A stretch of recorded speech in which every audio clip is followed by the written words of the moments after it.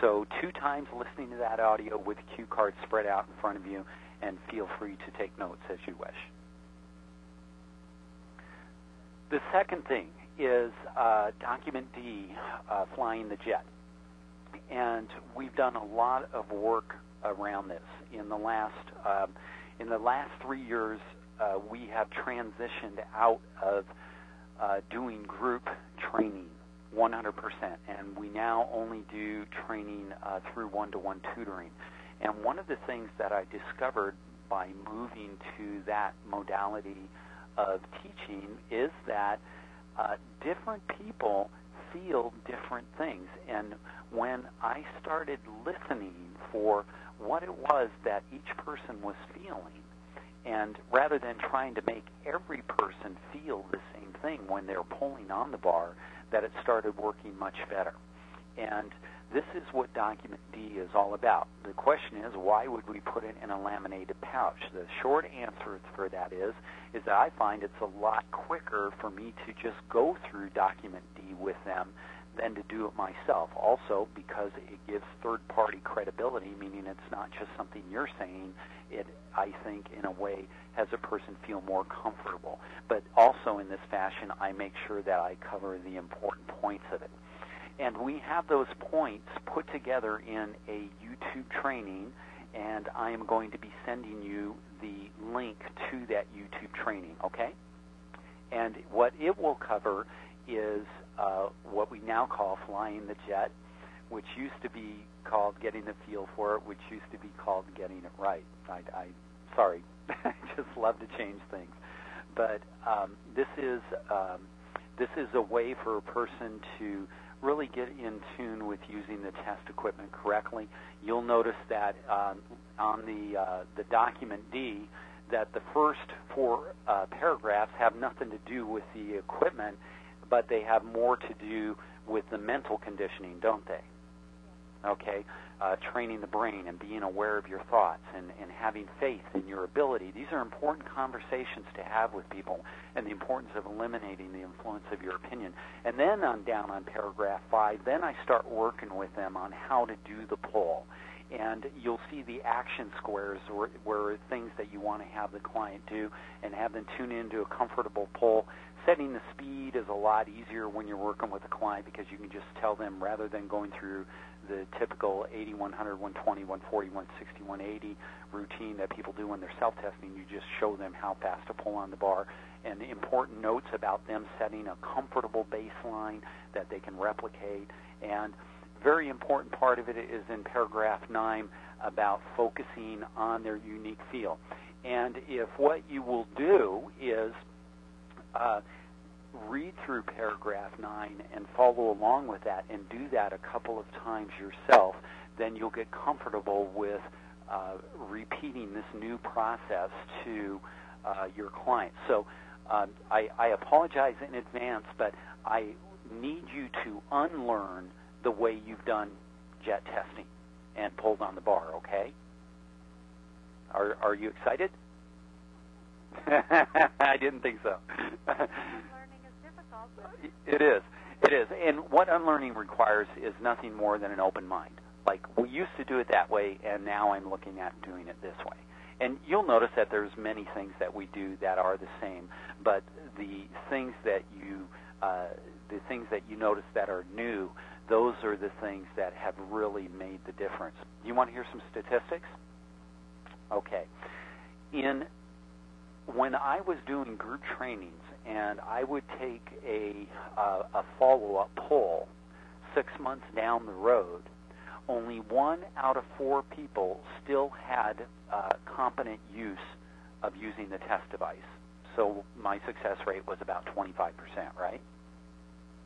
And when I went over to, and actually this system evolved over 2 years of working with people one-on-one, and I can't tell you how many 101.30 flying the jet sessions I did, because I did a ton of them. And every time I did it, I polished it more and more, and so we have a really well-tested document here.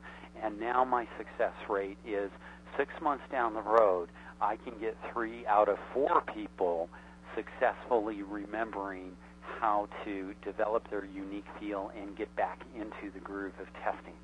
So that's pretty impressive stats there, okay? All right, so a good reason to open yourself up to a new way of testing that, like I said, it has the old in there, but it also capitalizes on many of the new things that we learned. The third thing that I want you to do is to have we're going to have a conversation right now about screening clients, okay?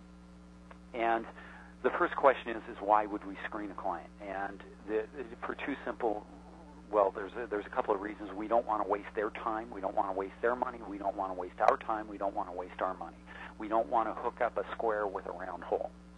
And JET testing, as it is that I teach it to professionals now, is about making sure that before you do nutrition testing with a person that you're working with a person who's the right candidate. And so we recommend a separate screening session with them that I do not tag along with an immediate nutrition testing session. I'll set a nutrition testing session with them for a later date, providing they meet the qualifications. And the qualifications can be done in a very simple 3-step process. Each step takes 15 minutes.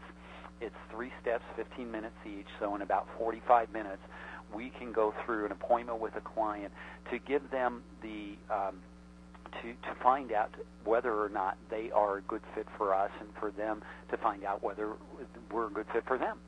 And so the first step in that 3-step process is to go over the panels on why supplement our food and your unique melting pot. So again, these two panels right here, why supplement our food.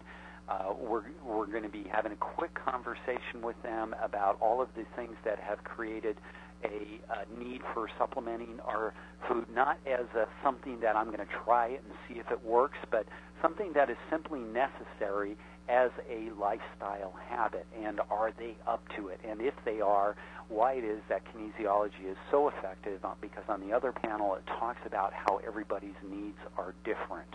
And that's not new news to you, but I use this as the first part of a screening process. And if I get a person who gives me a lukewarm response, then I will generally make a decision either at that moment or make the decision further on in the appointment that I'm going to let them off the hook easy.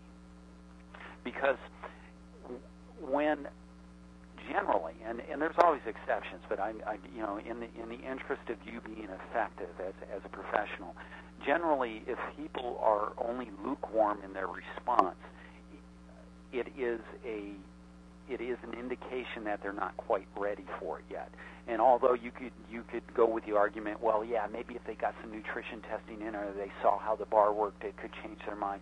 That is possible that it could change your mind, but it's very much more likely that this person is not going to be somebody who sticks anyway, because when we work with clients, we want it to be a 5-year commitment. This is not, I'm going to take these supplements and see if I feel better kind of commitment, that if they want to have that kind of experience, then sell them a bottle of supplements. You know what I mean? Okay? But if they want the experience of tailoring their nutritional needs to their very unique nature, that is some serious work on your part. It's some serious money on their part. I do not do a nutrition testing session for under $100, and I don't think you should either.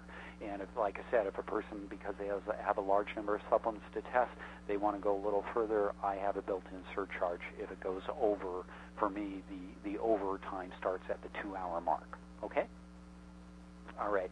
And so that forms the first step of the 45-minute screening appointment when I'm looking at a potential candidate for nutrition testing. The second 15 minutes is them watching the DVD that you have the 3D